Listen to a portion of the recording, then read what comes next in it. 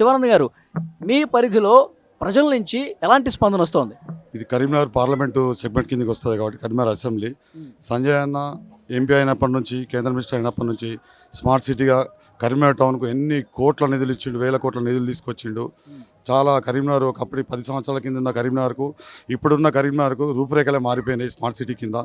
ఇంకా చాలా BJP Karimnagar town mayor BJP వస్తే ఇంకా అభివృద్ధి పనులు ఎక్కువైతాయి.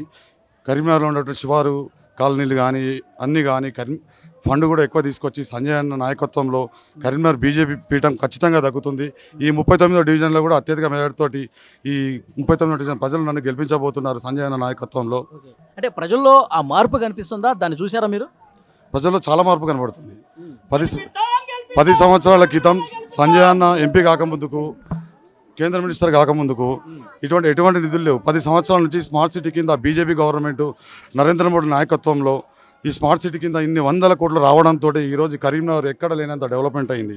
ఒకప్పుడు 10 సంవత్సరాల కింద కరీంనగర్ సిటీ ఏ విధంగా వెనుకబడిపోయింది, ఈరోజు స్మార్ట్ సిటీ కింద వందల కోట్ల వేల కోట్ల రూపాయలతోటి చాలా డెవలప్మెంట్ అయింది. అప్పుడు 10 సంవత్సరాల కింద కరీంనగర్ వేరు, ఇప్పుడు సంజయ్ అన్న నాయకత్వంలో ఈ స్పీడ్ జరుగుతుంది, నాయకత్వం వేరు.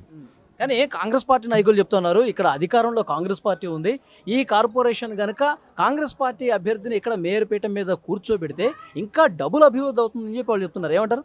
ఇప్పుడు కరీంనగర్ తెలంగాణ మొత్తం మీద ఎన్నో మున్సిపాలిటీలు ఉన్నాయి.